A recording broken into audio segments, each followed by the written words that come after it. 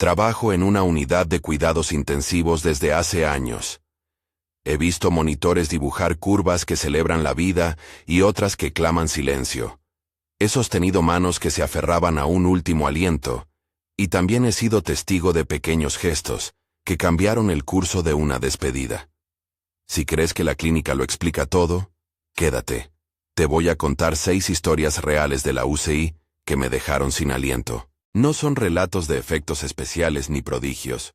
Son momentos en los que lo humano se filtró entre protocolos, y donde la hoja de enfermería no alcanza a describir lo que realmente pasó. 1. El grito que no se oyó. No había alarma. Esa es la primera mentira que uno se dice en la UCI cuando algo sucede, que el monitor gritó, y nosotros llegamos como en los manuales. En este caso, el monitor estaba estable. Las cifras no marcaban picos clínicos. El registro no mostró agitación. Era un paciente de 51 años, ingreso aparentemente estable, con ventilación mecánica ajustada y sedación en el rango esperado. Todo en orden sobre el papel. Sobre la cama, sin embargo, había una tensión que se notaba en la piel. La tráquea parecía más rígida que de costumbre. La laringe, como si alguien la hubiera apretado desde dentro. Hacía frío en aquella madrugada. Las luces eran puntuales. El acero del coche de paro reflejaba la luz blanda del techo, y el ventilador respiratorio marcaba su ciclo con un zumbido constante. Fue un estallido mínimo en el audio del monitor lo que me llamó la atención. Un estallido seco, casi imperceptible para quien no estuviera atentos. Algo así como un impulso brusco de aire que no llegó a convertirse en sonido. En el electrocardiograma no hubo arritmia previa evidente. La saturación marcaba descenso rápido, y al acercarme, noté lo que describiré como rigidez laríngea. Las cuerdas vocales tensas, la laringe rígida, como si el cuerpo hubiera intentado empujar aire hacia afuera, pero sin producir el grito que debería acompañar a ese impulso. Hicimos lo que correspondía. Comprobaciones, masaje cardíaco, maniobras de ventilación. El equipo actuó en silencio pero con precisión. La práctica te enseña a no dejarse llevar por la narrativa cuando faltan datos. Aún así, hubo un instante en que la técnica y mi sensación personal se rozaron de manera incómoda. No estaba diciendo que hubiera grito audible. Decía que el cuerpo había intentado emitir algo que no quedó grabado en las notas, que la boca, la garganta, el pecho habían vivido un movimiento de rechazo que los números no reflejaron. A veces la indicación clínica está tan bien ejecutada que nos ciega a lo que nos dicen las manos del paciente, la rigidez de la piel, el peso de un brazo que se suelta. Al terminar, el acta quedó con un término técnico: paro cardiorrespiratorio, maniobras de reanimación según protocolo, intento de retorno de la circulación sin éxito. Nadie registró la sensación que se quedó pegada en mi garganta. La impresión de que alguien, el propio cuerpo quizá, intentó gritar y no lo logró. Lo anoté en mi mente, como quien guarda una sombra en el bolsillo. No lo escribí en la ficha porque no es un dato que valide un algoritmo. Era una experiencia, una presencia corporal que reclamaba ser escuchada, aunque no tuviera lugar en el prontuario. Después del turno, en el comedor del personal, nadie habló mucho. A veces las palabras sobran y se elige el silencio como rito. Joel, un auxiliar veterano que lleva más años de los que le gustaría admitir, me miró y dijo: «Hay cosas que los papeles no cuentan, hermano». No era una queja, era una aceptación. En la UCI aprendemos a leer lo que no está impreso. El pulso que tiembla, la mano que aprieta la sábana, el estallido que no llega a hacer sonido. Esas cosas se convierten en marcas invisibles en quienes pasamos por aquí. Reflexión breve. Los registros son indispensables, pero no agotan la verdad de la escena. Hay formas de lenguaje corporal que la clínica no traduce y que exigen, por lo menos, una mirada atenta. No sé si aquel paciente intentó pedir algo con ese movimiento. Lo que sé es que, si la medicina es el arte de escuchar, debemos seguir atentos a las señales que no vienen numeradas. Si estas historias resuenan contigo, suscríbete para seguir escuchando relatos reales de la UCI. Aquí no buscamos espectáculo, buscamos compartir aquello que el papel no alcanza a decir, y que, a veces, nos hace mejores profesionales y personas. 2. Esperando a alguien. En la UCI también existe la espera.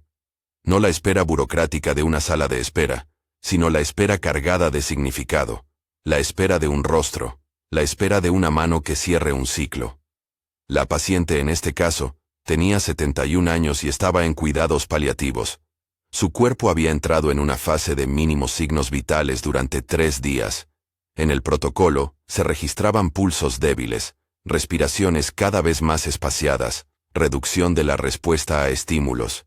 El equipo hacía acompañamiento de confort, analgésicos, medidas para evitar sufrimiento, higiene, presencia. La familia tenía tensiones antiguas, esas que se heredan sin pedir permiso. Había distancias, reproches silenciosos, enemistades que se medían en el tiempo y que ahora se enfrentaban con la urgencia de lo inminente. La hija mayor, la más firme, insistió durante horas para que su hermano llegara. «Tiene que venir. No se va a ir si no lo hace», dijo, con la mezcla de convicción y miedo de quien sabe que las despedidas pueden quedar como cuentas pendientes. El hermano, que vivía lejos, con excusas que ahora sonará a reproche, llegó exhausto y con la mirada en otro lugar. Entró en la habitación como si cruzara un umbral que no tenía mapas. Lo que ocurrió no se parece a las escenas dramáticas de las películas. No hubo música exaltada ni miradas mágicas. Hubo, sin embargo, una calma extraña. La mujer, que llevaba días con respiraciones muy superficiales, tuvo un periodo de estabilidad íntima en cuanto su hijo tomó su mano. Fue un gesto simple y antiguo, el contacto físico, la calidez de una palma sobre la piel. La respiración se hizo un poco más regular. La presión en el monitor mostró una línea menos errática por minutos que parecieron horas.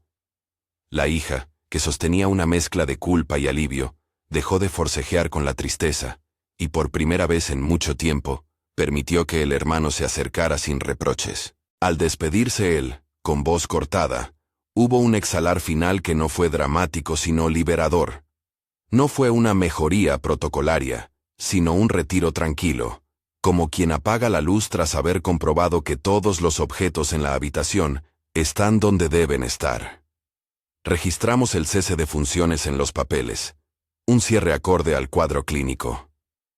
Pero lo que me quedó, como a muchos, fue la sensación de que la presencia hizo lo que la medicina no pudo.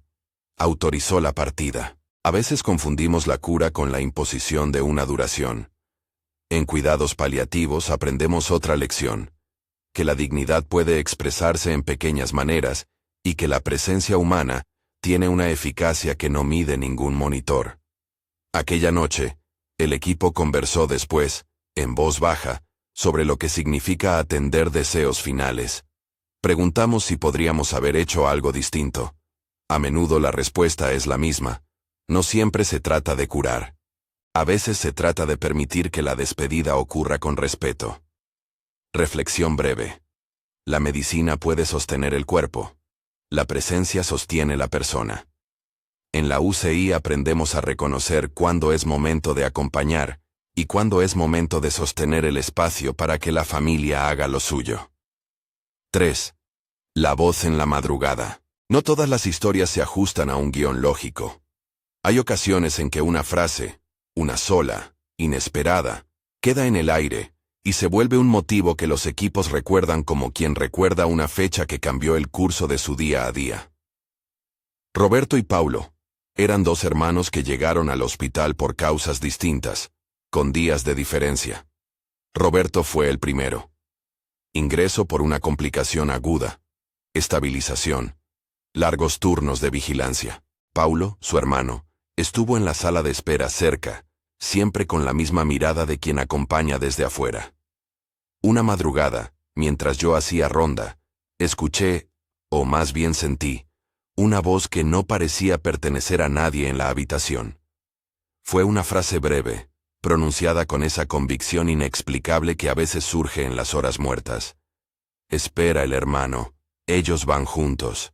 No puedo afirmar con certeza si la frase salió de la boca del paciente, de algún familiar que pasó sin que lo notáramos, o de alguna asociación intempestiva en la sala. La recuerdo como una alegoría, no como un dictado, sino como una presencia que dejó una huella.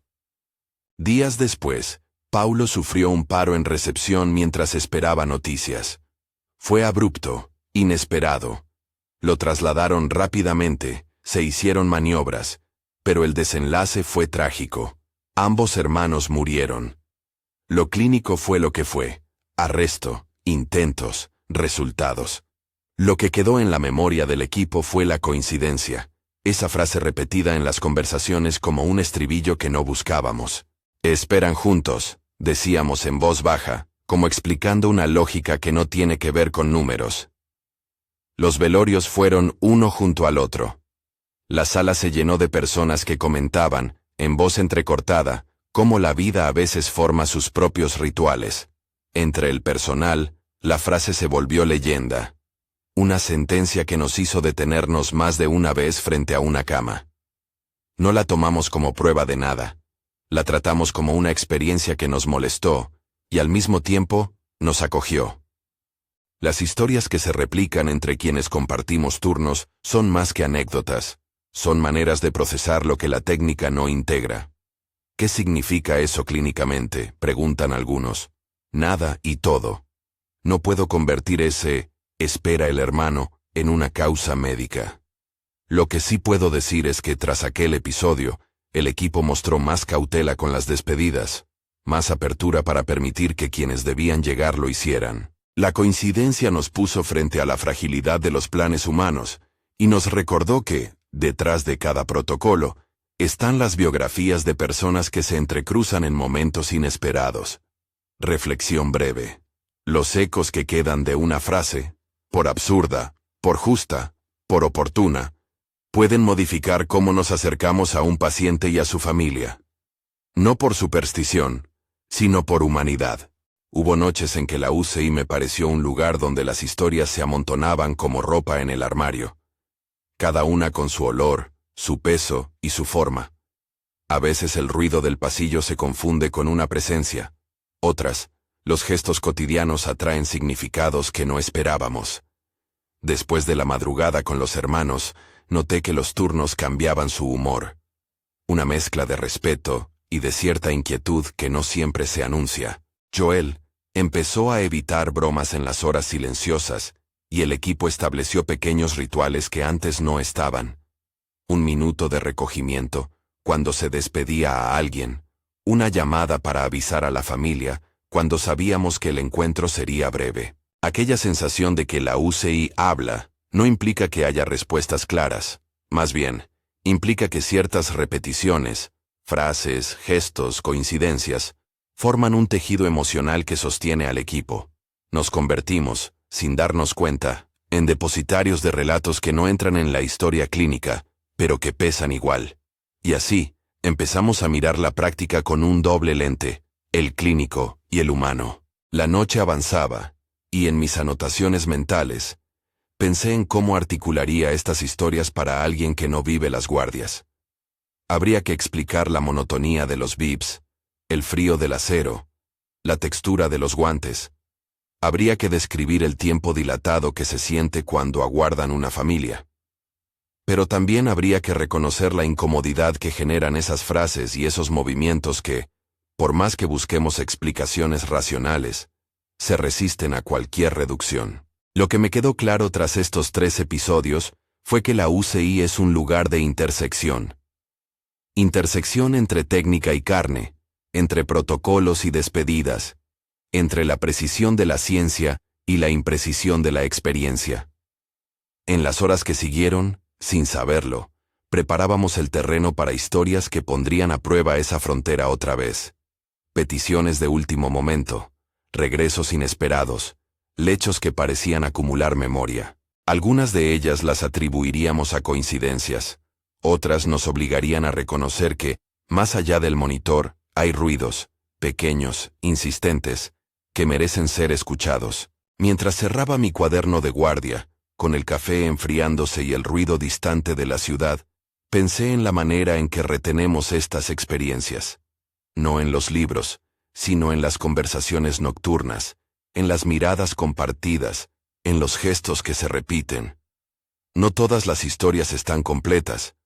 Algunas apenas empiezan a delinearse, y sus finales quedan pendientes, como hilos sin anudar. En la UCI, eso es una constante. Los finales a menudo se entrelazan con nuevos comienzos y con preguntas para las que no siempre encontramos respuestas. La puerta del vestuario chirrió y alguien pasó con pasos medidos. Había una sensación de que aquello no iba a terminar aquí. Por eso seguí con la mirada fija en el pasillo, sabiendo que la siguiente historia, la que venía, retaría de nuevo la línea entre lo clínico y lo que no se registra en la hoja. 4. La cuerda que corta. Pedí al paciente que hablara. No esperaba un discurso. Esperaba un gesto, una respuesta mínima que me ayudara a calibrar la sedación y el confort. Raúl tenía 75 años, y ya llevaba tiempo en un cuadro avanzado. Su respiración se reducía a intervalos largos, la piel estaba fina sobre las costillas, y su mirada, cuando la abría, tenía la claridad de quien ha renunciado a las cosas superfluas. En su voz, cuando consiguió formar palabras, había una mezcla de cansancio y determinación. «Suéltame la cuerda», dijo, y por un instante el turno entero pareció detenerse. No era una petición literal. Se refería a algo que no estaba escrito en ningún protocolo.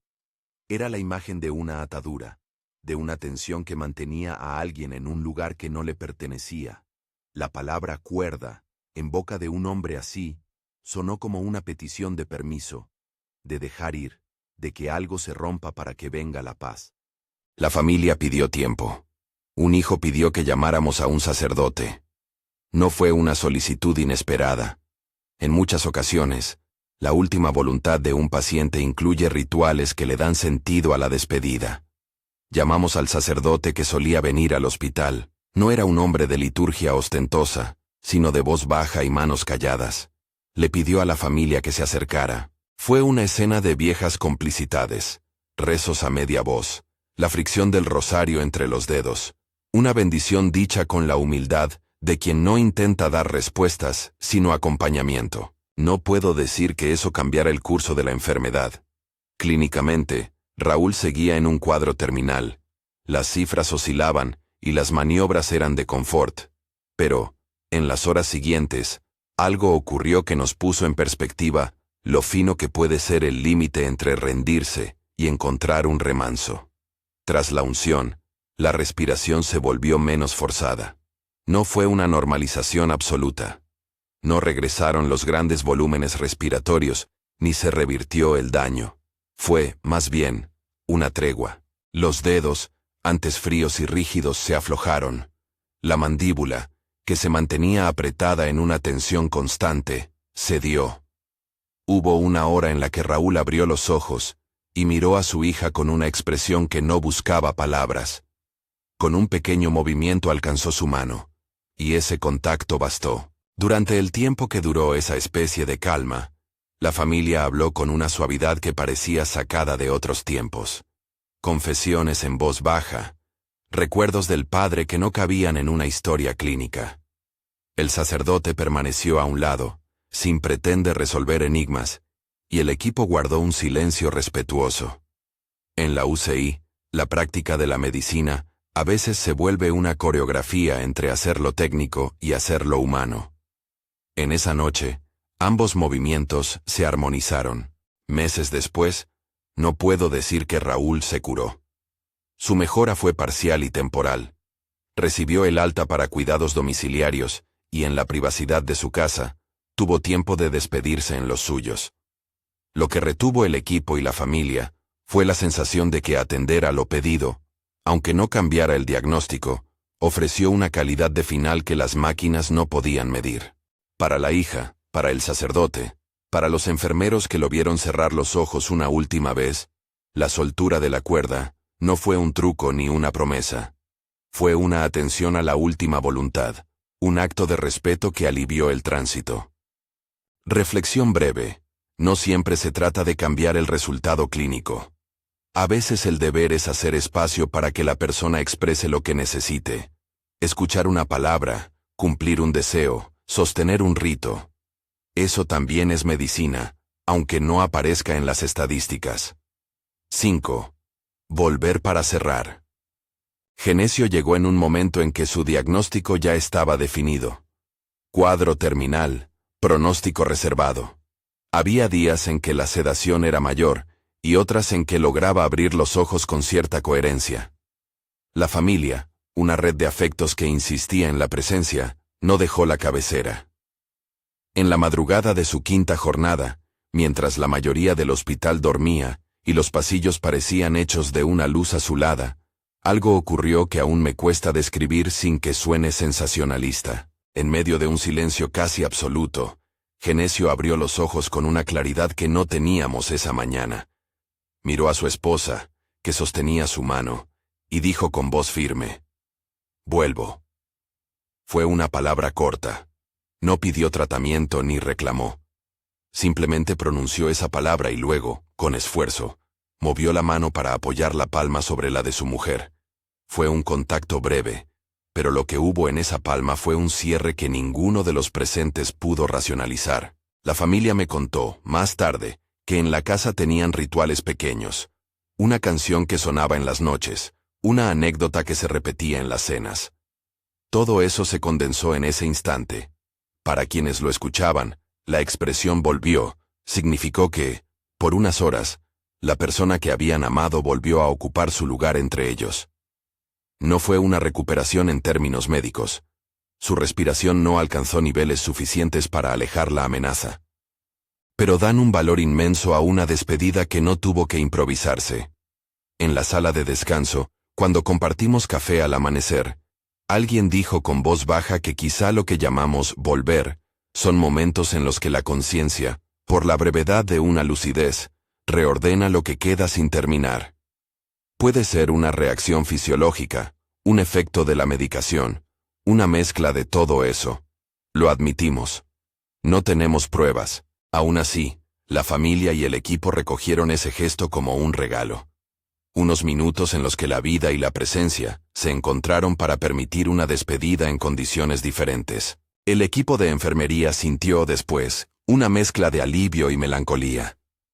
Alivio porque la despedida tuvo un matiz de resolución.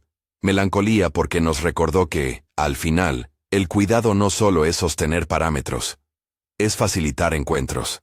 Es permitir que, aunque sea por un lapso breve, alguien diga lo que necesita decir o toque la mano de quien desea tocar.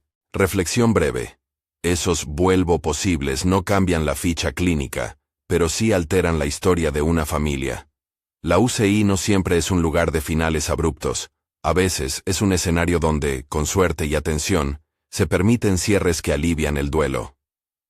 6. La cama 07 y la hora 3:17. Hay espacios que por acumulación terminan cargados de ecos. El lecho número 7 del pabellón central fue uno de esos sitios. A lo largo de meses, notamos patrones que repetían una tonalidad particular. Monitorizaciones que registraban picos a horas inusuales, personal que comentaba sensaciones extrañas, y la insistencia de algunos miembros del equipo en evitar esa cama en las noches solitarias. Todo empezó con un caso pequeño, la internación de Ana, la esposa de Rubens, y fue sumando episodios que terminaron por establecer una atmósfera. Si uno cree que esto es una superstición, puedo hacer una pausa y decir que la medicina no se basa en prejuicios. Pero también puedo añadir que los humanos somos acumuladores de relatos, y que dichos relatos moldean la forma en que actuamos. En la primera ocasión, la paciente en la cama 07 presentó un registro a las 3:17 de la madrugada. Un pico de actividad en el monitor, un descenso súbito de la saturación y una caída del cable que alimentaba un sensor, todo en cuestión de segundos. Lo curioso no fue la lectura técnica per se, sino la sincronía. Varios miembros del equipo coincidieron, días después, en recordar el número 3:17 como hora marcada en sus memorias. Rubens ingresó posteriormente en el mismo lecho. Tenía 68 años y un cuadro complicado. Su esposa, Ana, había fallecido meses atrás, y su nombre seguía asociado a la cama por quien había ocupado ese espacio antes. En su estancia, ocurrieron cosas que generaron conversaciones largas entre guardias. Registros eléctricos con estallidos, familiares que aseguraban escuchar un susurro a las 3 de la madrugada, El mismo reloj del entorno que, por coincidencia o no, marcaba siempre 3:17 en el instante en que algo pasaba. Uno de los técnicos aseguró haber visto la silueta de un hombre de blanco cerca del frente de la cama. Otro oyó un murmullo que decía: «Tú debiste salvarlo». Nunca presentamos esas observaciones como evidencia. Las registramos como fenómenos subjetivos. Lo que se siente en el cuerpo, lo que se oye en el pasillo, lo que algunas mentes conectan cuando el cansancio hace más permeable la imaginación. Lo clínico fue otro asunto. Rubens tuvo un episodio de deterioro agudo que respondía más a su cuadro de base que a cualquier elemento externo. Pero en la narración del equipo, la cama 07 adquirió una biografía propia. Los nuevos internados fueron ubicados con reservas en otras camas cuando fue posible. Los turnos de noche mostraban más cautela. Algunos colegas optaban por hablar en voz baja, como para no perturbar lo que ellos sentían. Mi tarea, en medio de eso, fue mantener la calma y recordar que la medicina exige prudencia. La sensación de que un lugar tiene historia no invalida el trabajo clínico. Sí modifica la atmósfera en la que lo hacemos. Es inevitable. La memoria colectiva de un equipo se construye de relatos, y cuando un relato se repite, toma forma de tradición. En el caso del lecho 07, la tradición incluía la hora 3:17, un susurro, y la frase que algún familiar escuchó: «Tú debiste salvarlo». No sé qué quiso decir aquello. Quizá fue culpa proyectada, quizá una lamentación dirigida al pasado. Lo único claro es que la frase se instaló en el mobiliario emocional de la unidad. Hubo una ocasión en la que la misma cama albergó a una mujer de avanzada edad, mirando con extrañeza el entorno, y preguntando por alguien llamado Rubens. Nada de eso puede traducirse en una causalidad. Lo que sí produjo fue un efecto. El personal, que ya acumulaba historias, empezó a cuidar con más delicadeza a quienes pasaban por esa cama. Los protocolos no cambiaron, pero la manera de entrar en la habitación lo hizo. Se abrieron conversaciones con la familia. Se implementó una rutina de llamadas nocturnas para avisar sobre la situación. Se permitió que los allegados permanecieran un poco más. Si la cama 07 tenía historia, lo que hicimos fue responder a esa historia con humanidad. Reflexión breve. A veces un lugar acumula relatos y esos relatos modifican cómo cuidamos. No es magia, es la experiencia humana que busca sentido. Y si ese sentido nos conduce a ser más compasivos, entonces ha cumplido una función importante. El día después de otra madrugada en la que la cama 07 había vuelto a cobrar protagonismo, Joel pasó frente a mí, y sin mirarme demasiado dijo: «Esa cama nos obliga a escucharnos más». Sonrió como quien intenta no atribuirle a la incertidumbre más de lo que verdaderamente tiene. ¿Y si la respuesta a todo esto es simplemente que la atención cambia cuando creemos que algo merece cuidado extra? Es posible. También es posible que las historias que contamos entre nosotros sirvan como advertencia para no banalizar lo que ocurre en la soledad de la noche. El peso del testimonio. No quiero que esto se lea como un compendio de sucesos extraordinarios. La UCI, aunque sea un escenario donde ocurren cosas intensas, es sobre todo una práctica cotidiana. Pongo énfasis en estos relatos porque, en su suma, me enseñaron algo central: que el cuidado no termina en la ficha ni en el monitor, que somos custodios de momentos que respetan el misterio del tránsito humano. Algunas experiencias las anotamos en los papeles, datos, horas, intervenciones. Otras las guardamos en la memoria como huellas indelebles que nos construyen como equipo.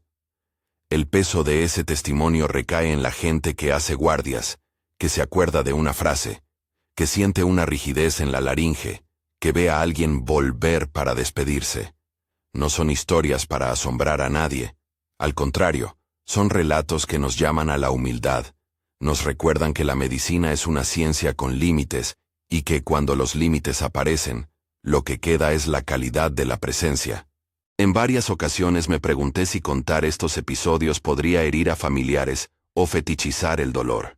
Por eso siempre vuelvo a la misma regla: respeto y prudencia. Evito detalles que permitan identificar a las personas. Elijo palabras que sugieran, no que exhiban. No busco respuestas sobrenaturales. Solo intento narrar cómo ciertos eventos marcaron a quienes estábamos allí. La fatiga y la reverencia. Trabajar en la UCI también implica cargar con un desgaste que, con el tiempo, se vuelve parte del tejido emocional. No es solo el cansancio físico de las noches largas, es el peso de las despedidas, la repetición de historias que a veces parecen replicarse como patrones. Hay noches en que los equipos desarrollan supersticiones pequeñas. Un chasquido de dedos antes de entrar, evitar pronunciar ciertos nombres, hacer un gesto de respeto al salir. Todo eso es humano. No es que creamos en fuerzas místicas, es que el ritual ayuda a contener la ansiedad. La reverencia se cuela en las prácticas más prácticas. Cubrir el rostro del paciente con una sábana antes de retirarlo, esperar que la familia llegue, no comentar detalles dolorosos en pasillos circulados por otros pacientes. Son normas de decoro que, con frecuencia, emergen de la experiencia y no de un manual. Joel, Roseli y Marcia, compañeros que acompañan muchos turnos, son quienes mejor saben cómo modular ese silencio. Ellos saben cuándo hablar y cuándo dejar que el peso de la despedida haga su trabajo. Esa sensibilidad no tiene precio. Cuando una guardia termina, a veces nos sentamos en la sala de café y el silencio se impone. Otros días, las palabras fluyen. Se cuentan anécdotas, se ironiza con ternura, se comparte la foto de un nieto. No es terapéutico en el sentido formal, pero funciona como una red de sostén. Cada quien procesa a su manera. Lo importante es que después de muchas historias, seguimos viniendo. Seguimos siendo testigos.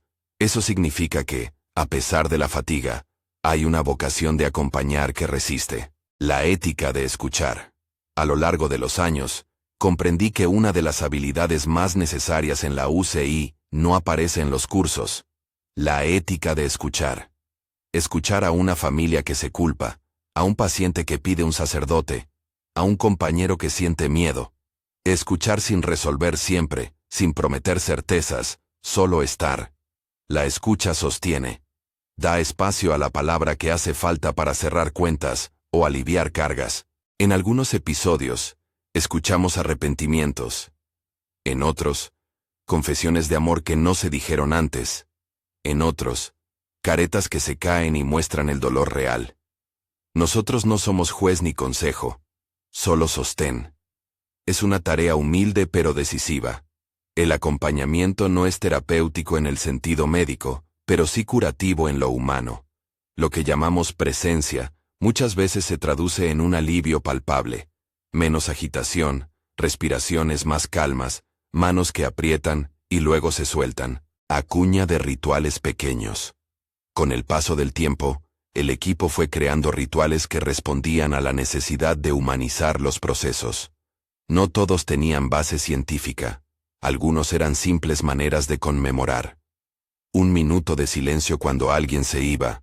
Colocar una flor en la cabecera si la familia la pedía. Apagar luces con delicadeza para no perturbar el paso. No son gestos estéticos.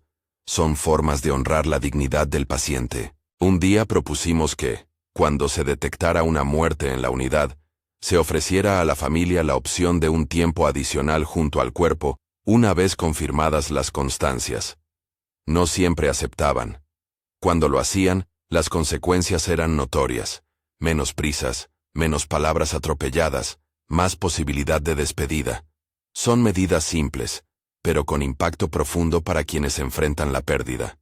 Lo que los registros no cuentan, he vuelto varias veces a la idea de que los prontuarios son textos imprescindibles, y al mismo tiempo, incompletos.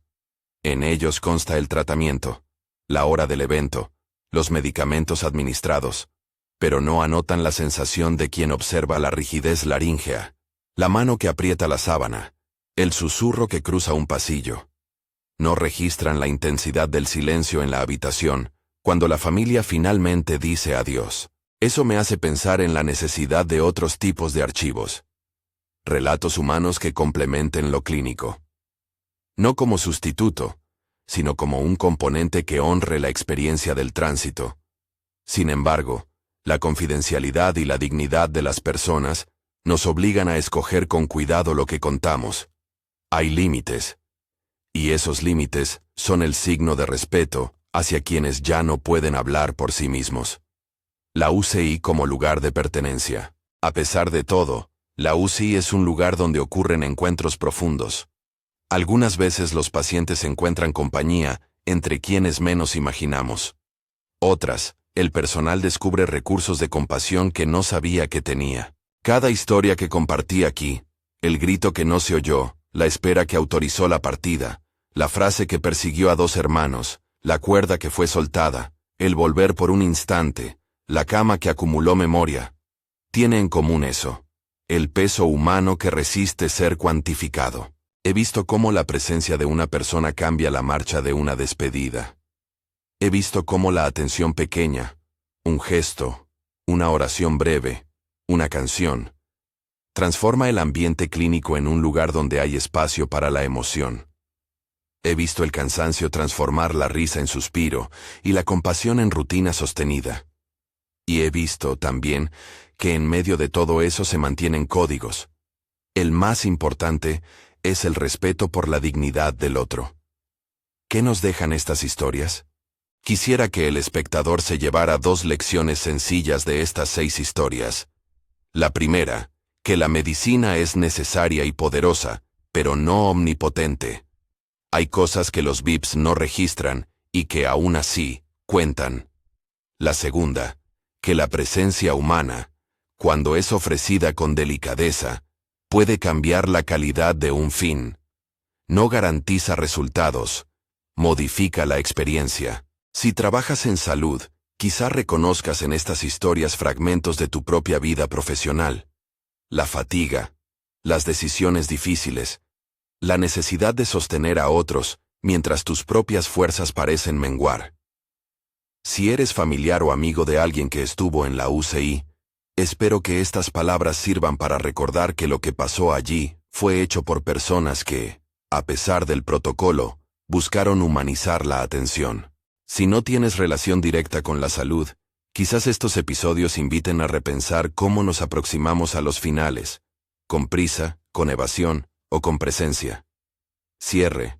La UCI es, al mismo tiempo, un lugar donde la ciencia se despliega y un escenario de vulnerabilidad. Entre ambas dimensiones se despliegan historias que no siempre entran en papel. En mi voz, en las de Joel, Roseli, Marcia y tantos otros, esas historias dejaron marcas que no se borran. Nos recuerdan que cada paciente es una persona con historia, y que cada familia porta un modo de amar que merece ser respetado. No intento dar respuestas definitivas. No afirmo que exista un más allá, ni pretendo convertir lo inexplicable en dogma. Solo reparto aquello que vi y sentí. Un estallido que no llegó a ser grito, una presencia que autorizó una partida, una frase que quedó como eco, una petición atendida, un regreso breve, una cama que acumuló memoria. Todas son variaciones de lo mismo. El tránsito humano siendo acompañado por otros seres humanos. Gracias por haber llegado hasta aquí. Si alguna de estas historias te movió, escribe en los comentarios cuál te impactó más y por qué. Cuenta si has vivido algo parecido, o si conoces a alguien que lo haya hecho. Compartir relatos ayuda a que otras personas entiendan la complejidad de estos escenarios, y, tal vez, a humanizar la atención en sus propios hogares. Si quieres escuchar más historias reales de la UCI, y de quienes trabajamos en ella, suscríbete al canal, y acompáñanos en las próximas entregas. Hay cientos de relatos en los que la técnica y la ternura se rozan de maneras insospechadas. Compártelo con alguien que pueda necesitar escucharlo. Al apagar la luz del quirófano, al cerrar la puerta detrás de una familia que se queda para velar, al colgar la bata en el perchero, siempre hay una sensación que me acompaña. La del privilegio y la pena mezcladas. Privilegio por haber sido testigo de momentos íntimos. Pena por la irreversibilidad de algunas pérdidas. Pero, sobre todo, la convicción de que, en la UCI, lo que hacemos con las manos, y lo que hacemos con el corazón, son dos partes de la misma tarea. Espero que estas 6 historias te hayan hablado de eso. Gracias por escuchar.